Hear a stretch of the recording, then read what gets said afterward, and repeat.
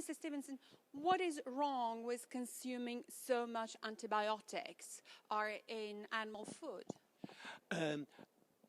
Over half the antibiotics in Europe are being used not for people, but in farm animals. And it's in the very factory farmed animals, the animals that are kept in overcrowded conditions, early weaned, filthy conditions. Those animals are so prone to disease that they have to be routinely given antibiotics in their feed and water to ward off the diseases that they would otherwise suffer.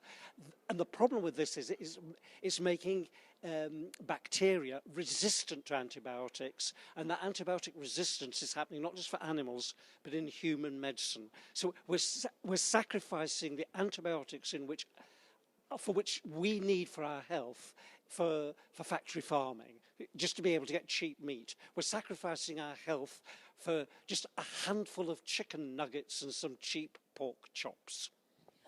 Mr. Stevenson, what are the consequences for human health of this evil practice? It means that the antibiotics on which we rely for our own health, like when we're ill or if we've had a serious operation, are becoming less and less effective. And the World Health Organization and others are warning that we are quickly entering a post-antibiotic era where the antibiotics which we're so used to will no longer be effective.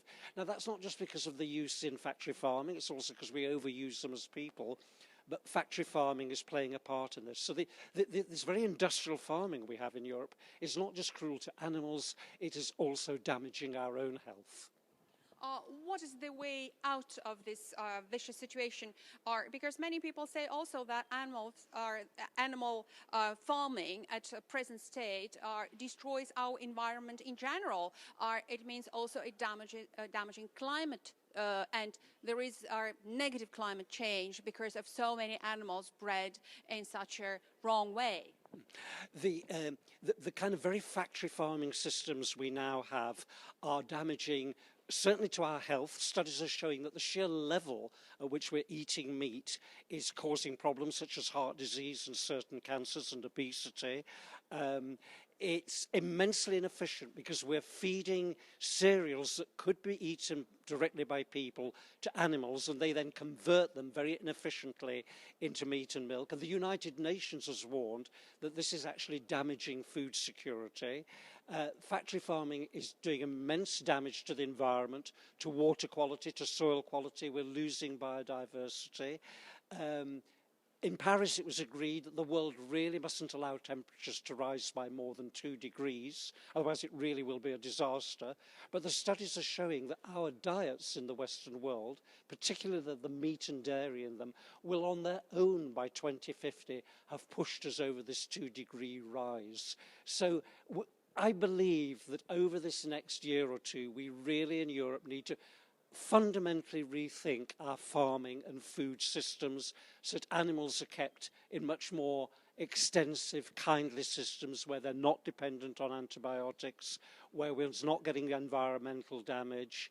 And I believe that this would improve our health and the environment and allow us to avoid dangerous climate change. We need a really big rethink.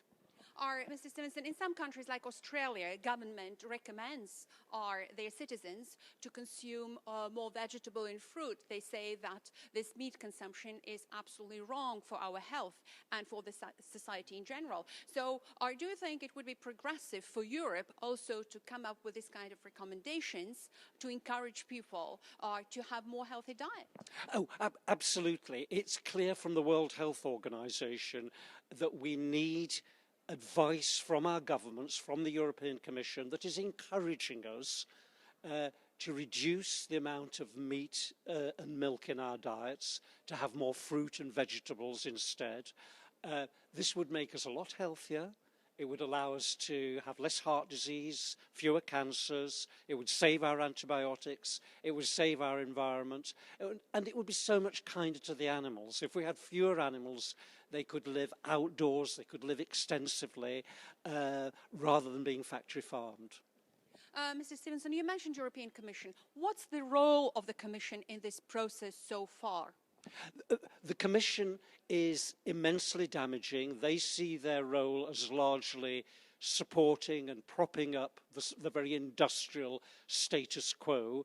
I think the Commission needs to rethink, to begin to explain to consumers the damage being done by our current food and farming system, so that we can begin to move away from this to something better. It's not just me saying this. There are so many reports and scientific studies now saying it. And indeed, the United Nations has an official, a representative called the Special Rapporteur on the Right to Food. She's a Turkish academic called Hilal Elva, and she has said that industrial farming is damaging, is counterproductive. We need to move away from it. So that there is such a clear voice now coming to say we need to rethink our food and farming system. And I hope that's something we can begin to do here in 2016.